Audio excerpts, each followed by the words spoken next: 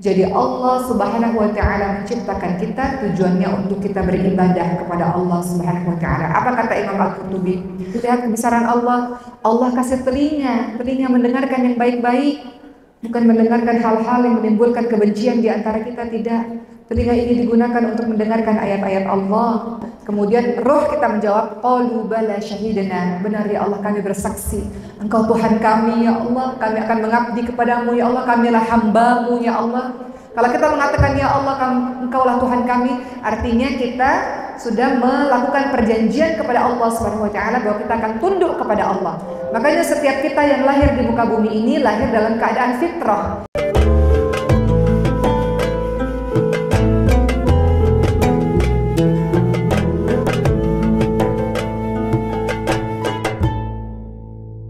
Alhamdulillah, senang sekali saya bisa berjumpa dengan ibu-ibu semua di sini. Sebelum saya mulai, bolehkah saya tahu di sini siapa yang usianya 30 tahun ke bawah? Boleh tunjuk tangan?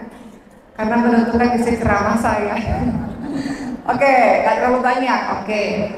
Usia 30 sampai 40 tahun. Oke, lumayan. 50 tahun ke atas, Bu? Oh, banyak nenek-nenek di sini, Masya Allah. Hah? Iya, Masya Allah, Masya Allah. Karena ibu saya mengatakan, Oki, kalau ceramah di depan nenek-nenek harus bicaranya pelan-pelan, katanya. Kalau bicara sama anak muda boleh bicaranya cepat, tapi kalau sama nenek-nenek pelan-pelan. Jangan ngebut-ngebut, katanya. Oke, karena hari ini banyak yang ibu-ibu saya ya, yang anaknya mungkin sebaya dengan umur saya. Jadi saya coba untuk pelan-pelan ya Bu. Ntar kalau ngebut lagi mohon maaf ya. Baik, ibu-ibu yang saya cintai karena Allah Subhanahu wa taala. Aduh, tadi pagi saya sudah makan rendang, sudah makan itu apa? Bukan, apa sih namanya? Yang balado-balado itu tapi gak keras-keras. Dendeng balado. Udah makan dendeng balado, kemudian macam-macam lah ya. Insya Allah, semoga semuanya sehat ya. Ada santan-santan tapi semuanya sehat. Nikmatnya Masya Allah. Hah? Ibu gak bawa makanan buat saya, Bu? Oke, Masya Allah. Kita mulai ya Bu ya. Alhamdulillah. Hari ini kita bahas mengenai apa tema kita pada hari ini? Wanita surga. Ya, bagaimana caranya menjadi wanita surga? Baik, saya akan membaginya supaya kita lebih mudah pada hari ini dengan memahami tugas kita di muka bumi ini sebagai seorang perempuan itu ada 5. Yang pertama, tugas perempuan sebagai seorang hambanya Allah. Tugas perempuan sebagai seorang anak. Ibu-ibu adalah anak dari orang tuanya kan? Walaupun umurnya sudah 40 tahun, 50 tahun, 60 tahun, 70 tahun. Siapa yang paling tua di sini? 80 tahun ada nggak? Ada, mana coba tunjuk tangan. Ada? Saya pernah jemaah usia 90 tahun, Masya Allah ya. Baik, berapapun usia ibu-ibu semua, ibu-ibu tetap adalah anak dari orang tuanya. Jadi tugas kita sebagai seorang anak. Yang ketiga adalah tugas kita sebagai seorang istri. Ya, tadi ibu mengatakan mau gimana ya caranya menjadi istri yang salihah. Itu pun saya sampai hari ini sampai seterusnya masih terus belajar ibu sekalian. Yang keempat, peran sebagai seorang ibu. Dan kelima, peran sebagai seorang anggota masyarakat. Apa kontribusi kita kepada masyarakat kita sesuai dengan bidang kita masing-masing. Maka saya mulai pada hari ini, tugas kita, peran kita sebagai seorang hambanya Allah Subhanahu wa taala. Yang namanya hamba berarti dalam seluruh kehidupannya adalah tunduk. Namanya hamba tunduk, ibu-ibu sekalian, betul? Yang namanya hamba pasti tunduk. Hakikat penghambaan itu adalah tunduk, ketundukan dan ketaatan total kepada Allah Subhanahu wa taala. Makanya dalam surah Ad-Dzariyat ayat 56 Allah Subhanahu wa taala berfirman, "A'udzubillahi minasyaitonirrajim." Apa Bu? Dan tidaklah Aku menciptakan jin dan manusia kecuali untuk beribadah kepada Allah Subhanahu wa taala. "Wa ma khalaqatul jinna wal insa illa liya'budun."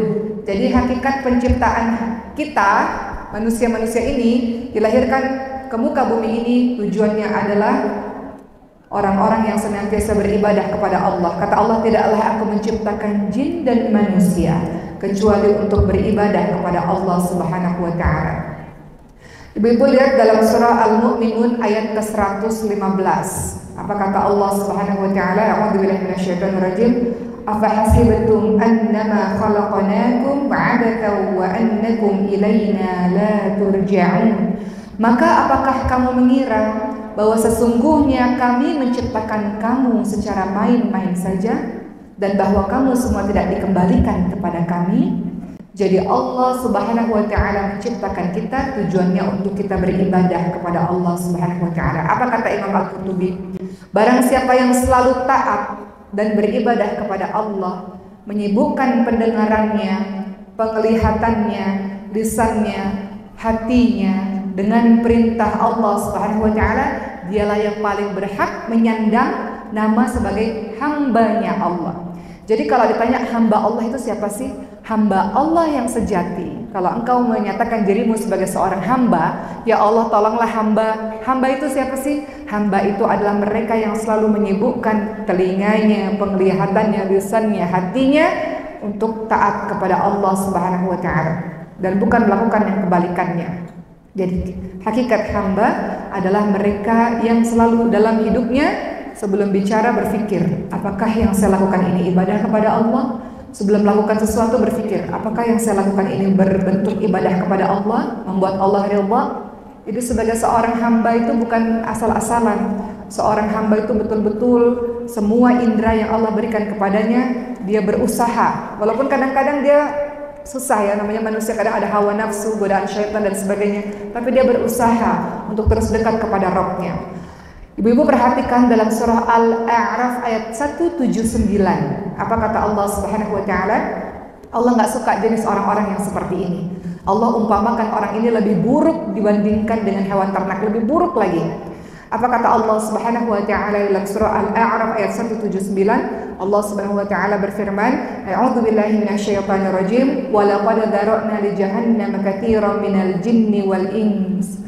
Lahum qulubun la yafqahuna biha wa lahum a'yunun la yubsiruna biha wa lahum adhanun la yasma'una biha ulaika kal an'ami bal hum adall ulaika humul ghafilun."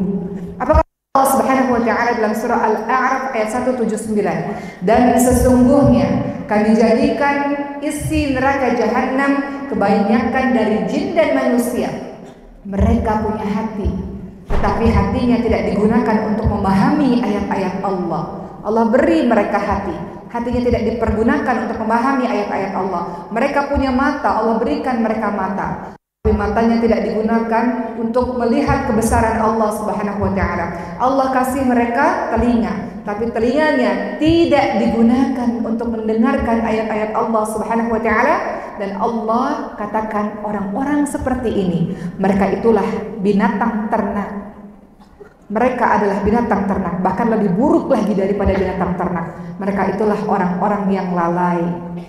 Allah hendak memberitahu bahwa Allah sudah memberikanmu sempurna dibanding makhluk yang lainnya. Kenapa tak gunakan untuk mendekat kepada Allah Subhanahu wa taala? Sudah dikasih mata, kenapa matanya justru bermaksiat kepada Allah Subhanahu wa taala?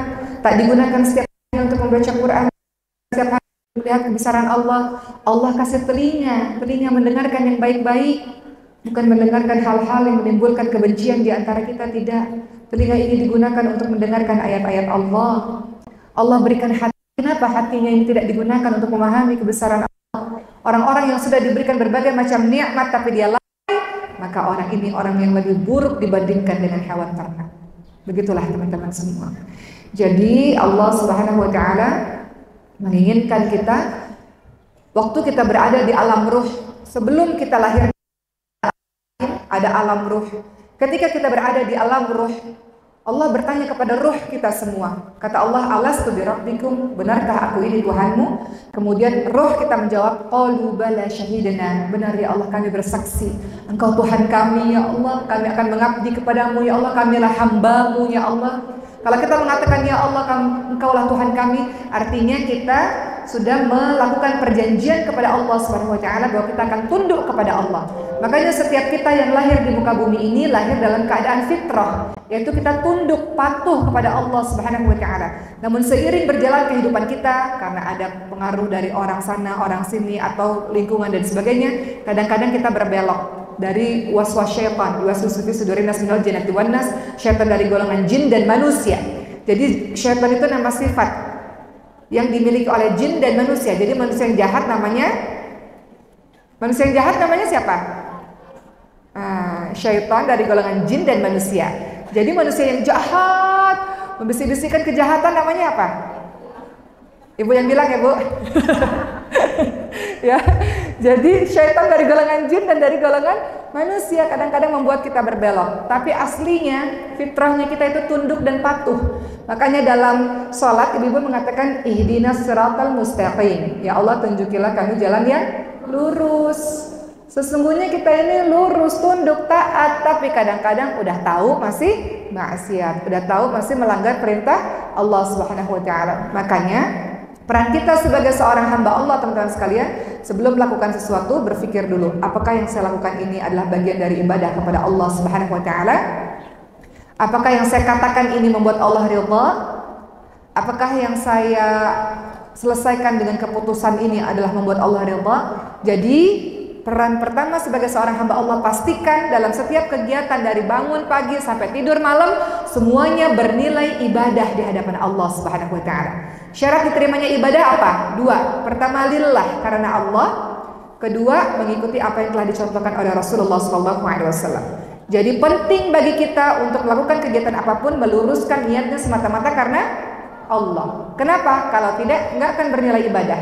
Ada orang yang paling bangkrut nanti di hari akhir, orang yang merugi. Beberapa di antaranya adalah orang ini mengatakan, ya Allah, saya di dunia, ya Allah, mati syahid membela agamamu, ya Allah. Kata Allah, engkau berbohong. Engkau mati syahid bukan karena aku, namun ingin dipuji-puji sebagai orang yang mati syahid. Orang yang tidak ikhlas ini akhirnya dia masuk ke nerakanya Allah Subhanahu wa taala. Orang kedua, ya Allah, selama di dunia saya banyak bersedekah, ya Allah. Banyak membantu orang lain, ya Allah. Kata Allah, engkau berbohong. Engkau sedekah supaya disebut-sebut sebagai orang yang dermawan. Engkau sedekah supaya dihormati oleh manusia. Engkau sedekah bukan karena aku, tapi ingin dipuji-puji oleh manusia lainnya. Maka orang-orang yang seperti ini ternyata karena sedekah yang tidak lillah ini, yang riya ini, akhirnya dimasukkan ke neraka Allah Subhanahu wa taala. Orang ketiga, ya Allah, saya baca Quran, ya Allah, saya belajar agama, ya Allah. Bohong. Engkau belajar agama bukan karena aku. Engkau belajar agama supaya dihormati oleh orang lain, supaya orang lain memanggil engkau ustaz, ustazah, qori, ulama dan lain-lainnya, bukan karena aku. Maka orang ini karena tidak ikhlas masuk ke dalam neraka Allah. Jadi penting bagi kita untuk senantiasa meluruskan niat. Saya datang ke Sumatera Barat. Kalau niatnya yang lain-lain, apa yang didapat? Mungkin capek, meninggalkan anak-anak, ada 4 orang di rumah, nggak dapat apa-apa. Tapi kalau niatnya diluruskan karena Allah Subhanahu wa taala, mudah-mudahan Allah terima, ya Allah, apa yang dilakukan, wah, balasan pahala dari Allah itu besar, ibu-ibu sekalian. Makanya ada orang yang tanya, oh Ma Oki, safari dakwah tuh nggak capek ya? Sehari 4 masjid Bu, pagi, siang, sore, malam. Kadang-kadang satu tempat dengan tempat lainnya jaraknya lumayan jauh. Kemudian saya katakan, insya Allah tidak akan capek kalau kita melakukan 3 hal dalam aktivitas apapun itu. Pertama, kalau kita lillah. Ibu-ibu ngurus rumah tangga manusiawi capek, tapi akan terus dilakukan dengan senang hati kalau ibu-ibu lillah. Bahkan kadang-kadang suami nggak menghargai, atau mungkin suami nggak lihat, suami nggak tahu betapa lelahnya diri kita misalnya, tapi ibu tetap melakukan pekerjaan itu. Kenapa? Karena ibu lillah. Kenapa ibu bersemangat ketika ibu lillah? Karena ibu tahu, faman ya'mal mithqala dzarratin khairan yarah. Kebaikan sebiji zarrah yang ibu lakukan akan dibalas oleh Allah Subhanahu wa taala. Kalau kita bergantung akan balasan dari manusia, kadang-kadang manusia balas, kadang-kadang manusia nggak balas, kadang-kadang kita kecewa. Saya sudah berbuat banyak, kenapa kamu begitu kepada saya? Betul Ibu sekalian? Saya sudah melakukan banyak hal, kita kecewa karena kita berharap kepada manusia. Tapi semua kebaikan yang kau lakukan, wahai para teman-teman semua, kalau berharap pada manusia kecewa, kadang-kadang dia nggak membalas sesuai apa harapan kita. Tapi kalau kita melakukannya lillah karena Allah, semua yang kau lakukan sebiji zarrah pun Allah lihat dan Allah balas. Jangan khawatir dengan itu. Kira-kira kalau kita tahu Allah akan membalas semua perbuatan baik kita walaupun sebesar biji zarrah, kira-kira lelah tidak? Lelah tidak? Tidak akan lelah. Kalau lillah Bu, saya katakan pada teman-teman yang menemani dakwah, kadang-kadang kita merasa lelah sebagai manusia biasa. Lillah, perhatikan setiap daun-daun yang kita lewati, setiap pohon yang kita lewati, semua akan bersaksi di hadapan Allah tentang apa yang kita lakukan. Lelah nggak kira-kira kalau begitu? Setiap tempat yang kita injak dalam perjalanan dakwah ini, semua akan bersaksi di hadapan Allah tentang apa yang kita lakukan. Benda-benda semua ini akan bersaksi di hadapan Allah tentang apa yang kita lakukan. Lelah nggak kira-kira? Jadi kita tidak akan pernah lelah kalau kita lillah. Karena kita tahu Allah Maha melihat dan Allah Maha membalas akan semua kebaikan yang kau lakukan. Kedua, kita nggak akan pernah bisa lelah, nggak akan pernah bisa capek dalam melakukan suatu aktivitas kebaikan kalau kita cinta. Dalam perjalanan dakwah saya ini ada banyak orang-orang di belakang layar, panitia-panitia, volunteer. Dapat apa ibu-ibu ini? Dapat uang juga enggak? Memangnya digaji? Enggak. Apa yang mereka keluarkan? Tenaganya, waktunya. Harusnya sama anak-anak nemenin dakwah, ngurusin dakwah, betul nggak ibu-ibu sekalian? Waktunya yang harusnya sama anak-anak sama suami malah sibuk ngurusin perjalanan dakwah ini. Saya bisa duduk di sini ini semua karena jasa orang-orang di belakang layar yang hebat-hebat ibu-ibu sekalian. Dibalas apa? Dikasih uang enggak? Apa yang mereka lakukan? Mengeluarkan tenaganya, pikirannya, waktunya, mobilnya dipinjemin buat nganterin saya kemana-mana. Tadi pagi saya makan di satu tempat, masak dari semalam, ya. Dan lain-lain, banyak pengorbanan. Apa yang membuat teman-teman kita ini melakukan totalitas? Karena cinta. Betul nggak ibu-ibu panitia? Kalau nggak cinta nggak bakalan capek. Ibu-ibu ngerjain pekerjaan rumah tangga, kalau nggak cinta capek, beban, betul? Tapi karena ibu cinta pada anak-anak ibu, cinta pada suami ibu, cinta pada rumah itu ibu lakukan, walaupun ibu lelah ibu lakukan. Karena cinta nggak bakal capek, betul nggak? Jadi kekuatan yang harus kita miliki harus ada cinta di sini dalam melakukan apapun. Termasuk dalam beribadah kepada Allah Subhanahu wa taala. Sering nggak dengar merasakan nikmat iman, nikmat Islam, nikmat ibadah? Apa itu artinya? Nggak capek kita berlama-lama qiyamul lail, nikmat. Nggak capek kita baca Quran berlama-lama, nikmat. Kita mendapatkan nikmat ibadah itu, nikmat iman, nikmat Islam karena cinta. Ketiga, engkau nggak akan pernah susah dan nggak akan pernah capek melakukan amal saleh kalau engkau bersama-sama, nggak sendirian, berjamaah. Sehingga engkau bersemangat ketika melihat temanmu juga menjadi teman yang saleh. Oke, tadi kita sudah bahas yang pertama. Ingat, mau jadi perempuan yang salihah, perhatikan kedudukanmu adalah seorang hamba. Hamba artinya tunduk kepada Allah Subhanahu wa taala. Hamba artinya apapun yang Allah perintahkan, sami'na wa ata'na, itu hamba. Hamba apapun yang diberikan oleh sang pimpinannya, ya, sang rajanya, maka tunduk. Dia nggak akan pernah bertanya kenapa harus begini, kenapa harus begitu. Tunduk, patuh dan laksanakan. Itu hakikat seorang hamba. Ingat kisah Nabi Ibrahim alaihissalam, ibu-ibu sekalian. Ibrahim alaihissalam digelari dengan nama Khalilullah, kekasihnya Allah. Nabi Ibrahim alaihissalam gak punya anak di usia tua. Tiba-tiba Allah berikan Ismail di usia tua. Ketika Nabi Ibrahim alaihissalam memiliki Ismail, Allah Subhanahu wa taala meminta agar dipisahkan antara Ibrahim alaihissalam dengan Ismail alaihissalam. Ibrahim alaihissalam berada di kota atau di negara Palestina, sementara Ismail alaihissalam di kota Mekah. Mereka berpisah, ibu-ibu sekalian. Apakah Nabi Ibrahim alaihissalam melakukan itu, memisahkan anaknya dengan dirinya? Iya, mengikuti perintah Tuhannya. Padahal Ibrahim alaihissalam adalah orang yang sangat merindukan anak tersebut. Kemudian setelah anak itu bisa ditemui lagi, disuruh sembelih anak itu di dalam surah As-Saffat ayat 102. Dengan tetesan air matanya, Ibrahim alaihissalam berniat untuk menyembelih anak tersebut. Sami'na wa ta'na, enggak tanya-tanya sama Allah, kenapa ya Allah, enggak pernah. Oleh karena itu, pembuktian berkali-kali oleh Nabi Ibrahim alaihissalam menjadikan beliau seorang Khalilullah. Apapun yang Allah perintahkan dia lakukan. Begitu pula dengan kita, kadang-kadang kita manusia biasa yang banyak sekali komplainnya kepada Allah Subhanahu wa taala. Maka kalau engkau sebagai seorang hamba minta sama Allah kekuatan, minta sama Allah pertolongan untuk kau istiqamah dengan ibadah-ibadahmu. Jadi kalau engkau ingin disebut sebagai wanita-wanita yang salihah, perhatikan ibadahmu di hadapan Allah. Ibadah yang wajib, semua orang mengerjakan yang wajib. Kita nggak bicara yang wajib-wajib lagi. Saya yakin semua yang ada di ruangan ini sudah khatam, sudah selesai perkara wajib. Sholat tema wajib bukan sesuatu yang luar biasa. Itu sesuatu yang kita lakukan setiap hari, bukan sesuatu yang istimewa. Memang harus selalu begitu. Sholat wajib, kemudian Ramadan, udah biasa. Kita mau naik level berikutnya. Apa itu? Dengan ibadah-ibadah sunnah. Kenapa ibadah-ibadah sunnah ini kita lakukan? Untuk menambal kekurangan ibadah-ibadah wajibmu itu. Ibu, apakah ibu pernah berpikir ibadah wajib ibu diterima semuanya oleh Allah Subhanahu wa taala?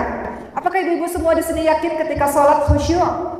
Ketika sholat betul-betul menghayati, memahami setiap bacaan doa yang ibu-ibu ucapkan?